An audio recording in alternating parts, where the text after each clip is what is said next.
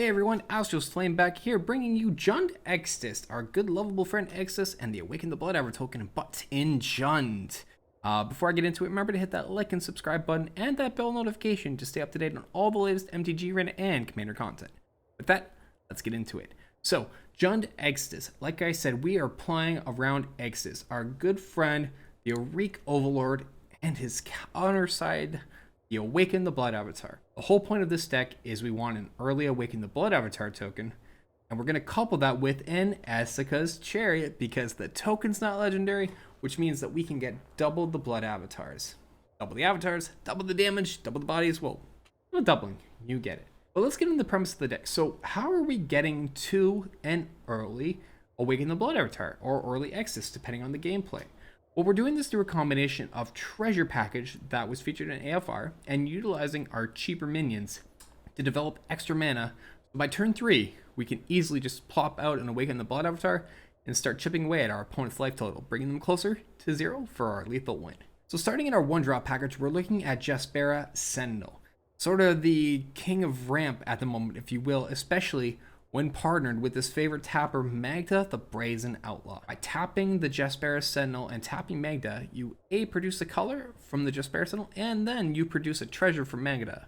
So effectively getting a 2 mana extra per turn, or making a treasure you can use for later, and getting an extra mana to accelerate ahead on your bigger spells. We're also doing a package of Shambling Ghast. When it dies, it makes a treasure token, or a -1/-1, which is very helpful against mono white. But we're using the good Deadly Dispute. So by playing Deadly Dispute, we sack our Ghast. We're going to draw 2 cards. Ghast makes a treasure. Deadly Dispute makes a treasure. Suddenly, we have 2 extra mana. So going into a turn 3, we'll have 3 lands plus 2 treasures, which is 5 mana. Kind of crazy, but good times. Now, from that, we need a little bit more of a treasure package, maybe some life gain. And this is where Kalain Recluse Painter comes in, along with Prosperous Innkeeper. If we're trying to play the long game, Prosperous Innkeeper is going to let us get more life as we make tokens with our Esika's Chariot. For each creature come in, you gain a life. And Kalain is just going to let us sort of play out a bigger minion using our treasure mana to buff it up by +1/+1 for each treasure mana for that. So if we're not going into an Awaken the Blood Avatar turn, we can make a big Emerson Predator, make a big Orcus. There's a lot that we can do here. We kind of touched on the treasure, touched on the ramp, but what about the removal?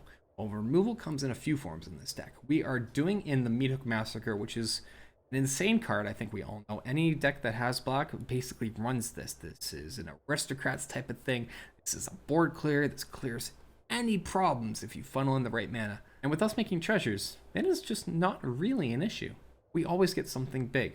We are also doubling up on Demon Bolts to deal with any pesky planeswalkers or creatures that are in that 4 health kind of range at instant speed. Plus, we can foretell it to get around any duresses our opponents may be playing. And we're running a 3 of Price of Loyalty. Now, the reason for the Price of Loyalty is there are still big creatures our opponents play that could be troublesome to deal with. I mean, Goldspan Dragon, I think, is a prime example. So we use Price of Loyalty. We take their creature, and then we sacrifice it to Deadly Dispute. Or we sacrifice it to Emerson Predator. Or we sacrifice it to Awaken the Blood Avatar, effectively taking away a minion on our opponent's board, further developing our own, and maybe getting in some extra damage if we get to attacking with it. Pretty fun stuff. Already touched on the Esika's Chariot. Don't need to mention this card is great. We use it for its token strategy.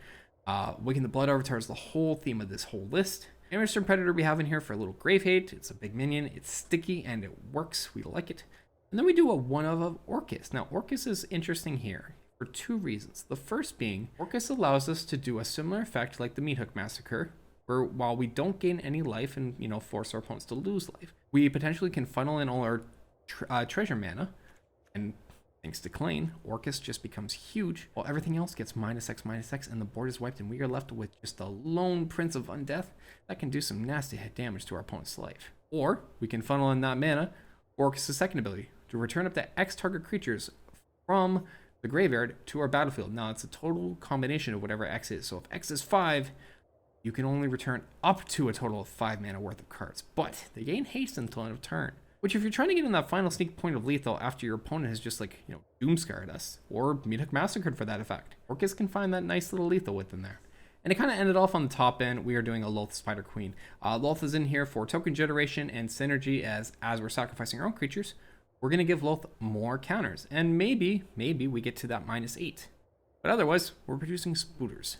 Mana base wise, it's pretty straightforward. We're doing in a couple of our man lands. We got the Lair of the Hydra. We have Hive of the Eye Tyrant. Doing in a couple of basics between Swamp and Forest. This is because we're running Field of Ruin to deal with our own opponent's man lands.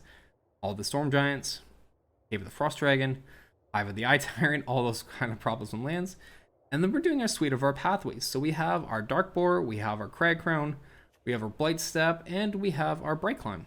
So sort of getting in for every color. We are splashing in the brief bit of white, but white is only in there just because maybe we want to play the Extus side of Awaken the Blood Avatar. Otherwise, this is a JUND list, I promise. You know what I mean, it's JUND. Sideboard-wise, I think where we get into a really fun kind of place. So instead of Duresses, I'm actually main decking Devour Interlax. Because we're making treasures, this is a Thoughtseize that doesn't cost me life, and I like it for that. We have Burning Hands to deal with any mono green kind of troublesome creatures like Old Control, our own opponents, Esika's Chariots, along that. Crush the Weak coming in so we can deal with mono white. Again, the other Devour Intellect and Valky when we're trying to go up against an Is It Dragons kind of list or a central focus on a larger minion. Outland Liberator to deal with any annoying classes that pop up. Go Blanks for additional graveyard hate or against the All Runs Epiphany list. So we get rid of their discard.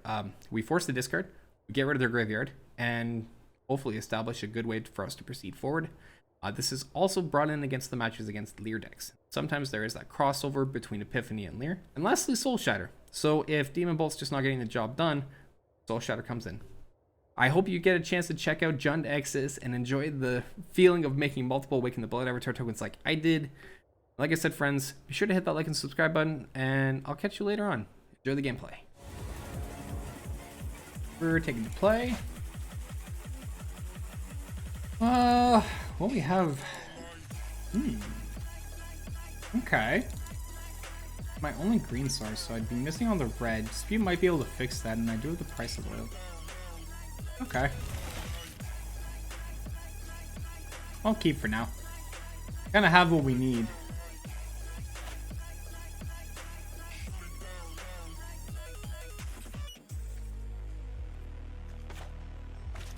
So we'll do this on 1. We'll hold up Dispute for turn 2. Hopefully draw into a red source.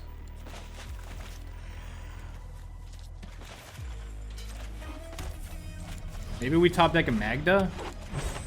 I mean, not that I can play it anyways, but you know, be nice. Blue's fine. Probably Control. Control's Ox for me with JUND Extus. The problem with playing an Extus list against into a Control is all the bounce spells, because then you lose the Awakened Blood Avatar token, and you just never get it back. Let's attack him for 1. Fading Hope. Good night on the Dispute. Draw 2. Oh, there's Chariot. Question is if I'm gonna try to play into Chariot.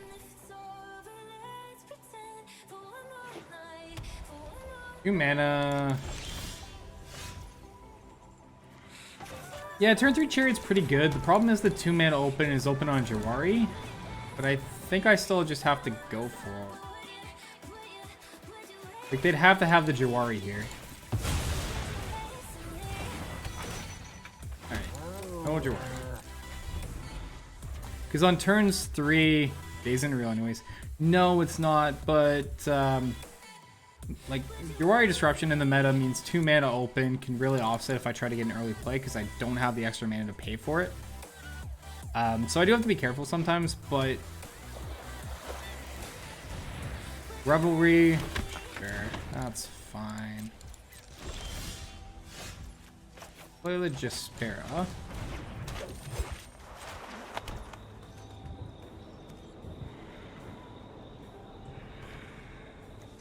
I'm gonna do this. I'm gonna do this. So this is why I play JUND Extus.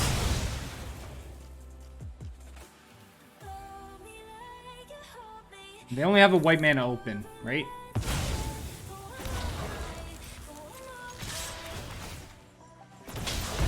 So, this is why I play JUND Extus. The Esika's Chariot copies the token because it's not legendary.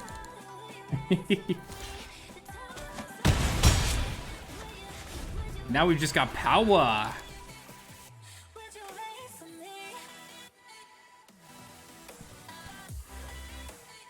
Not something I play a lot on ladder right now. I don't think this is the best deck that gets in position, but it's a fun little interaction. Because these tokens just are like stupidly strong.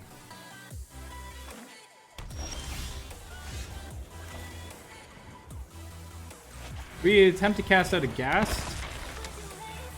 We're gonna move to combat. We're gonna crew up here.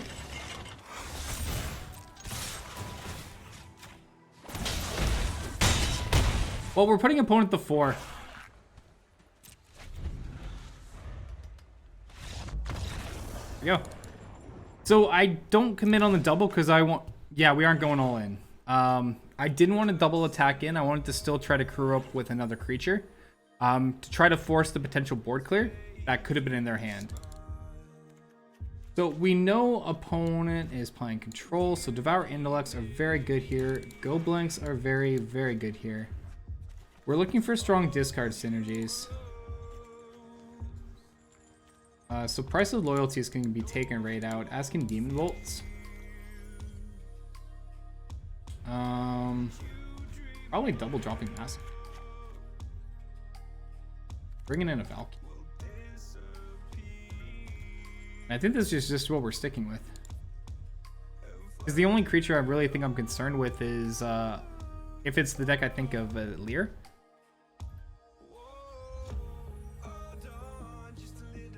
But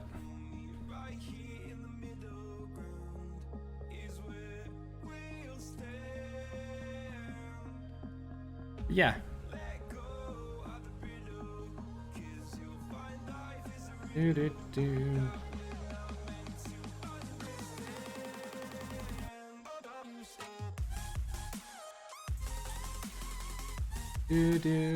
Wait for the sideboarding here to finish.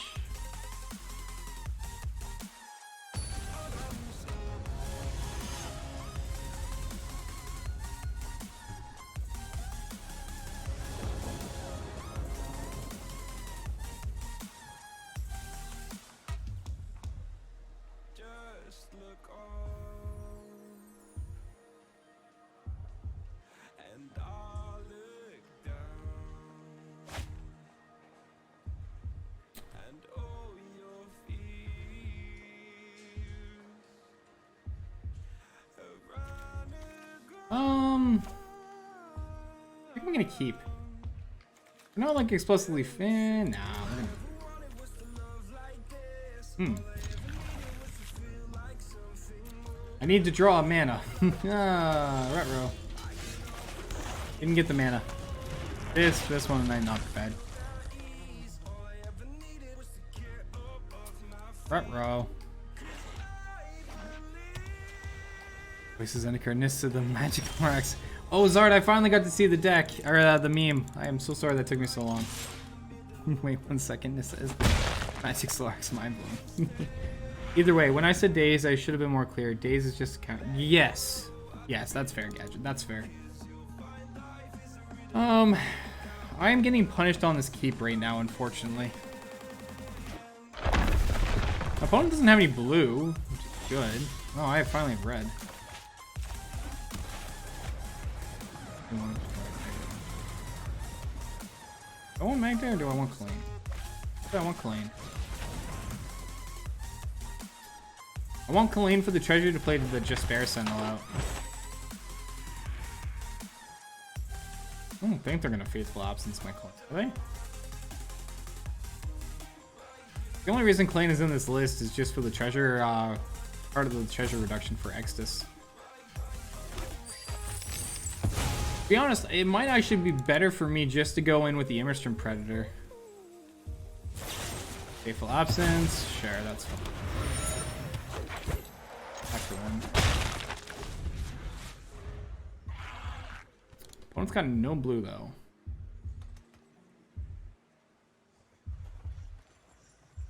We Magda, we get 2 mana. I'd have 3. Still held up on that, eh?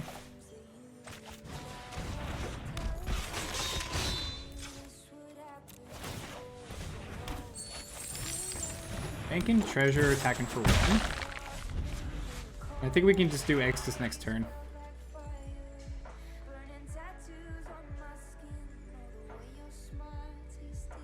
We can do a lot of things next turn, actually. We can just bank up a lot of treasure to potentially play the Immersturm Predator out. I'd like to draw another land, though. Can I have another land, please, deck? Really dispute. Okay, black. Tap the Magda. Play out the Magda. Get this Magda. Tap. Black. Tap the Magda. Make a treasure. Deadly dispute. Attack the ghoul. Make a treasure. Finally a land. This is why I play Devour Intellect. Welcome to Thoughtseize. Wow. Really just missing blue mana. Artifact or enchantment, gain 3 life, a lot of Fading Hopes. There's no point to me taking away the Fading Hopes or the Wash Away. I think at this point it's probably just Leer.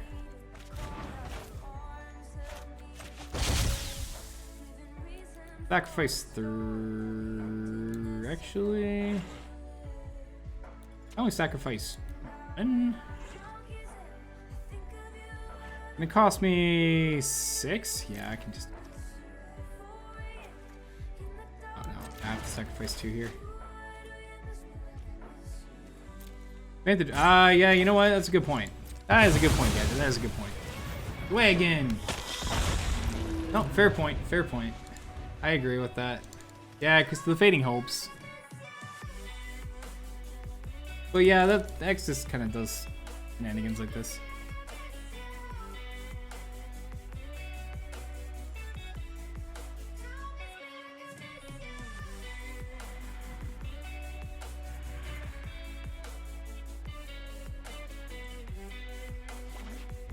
Alright, so they did get the tap. Can't really play anything else out. I think we're just gonna crack in with the Extus.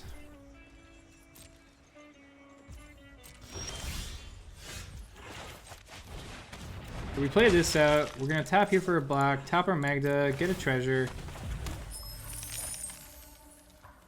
Tap our dude here. Make a red. Tap the ghast. That makes 4. And I have 5. 1, 2, 3, 4, 5. I only have 5, so I have to get rid of 2 creatures here. We sack a gas and we sack a gas and sack a bear. Can't talk. Make another treasure. And we just go to combat. I'm gonna eat the Leer. And we do that. And opponent's at 7. Cool. And I can hold back the treasure right now for a Lair of the Hydra.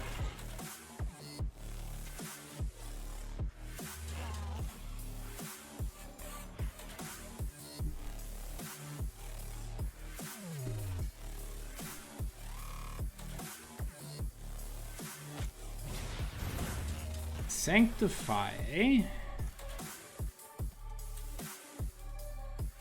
Make a red. Make a black. I'll just sacrifice the queen now.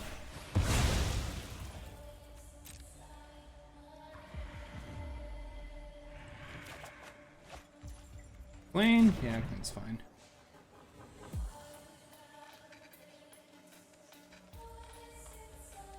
Deny the life gain. They have to... Yep. Fading Hope. We do Fading Hope. I sack here. We deny the Scry. Hey, Lurk, you need to get some stuff done. Red Phoenix, you have a great Lurk, my friend. I will catch you later and have a fantastic day. Alright, and lethal.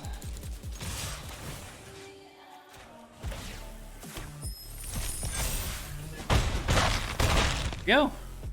I was a little worried on that hand with the one-lander, but it seemed like it worked out alright. GG's, WL. got there. We got there. GG's, man.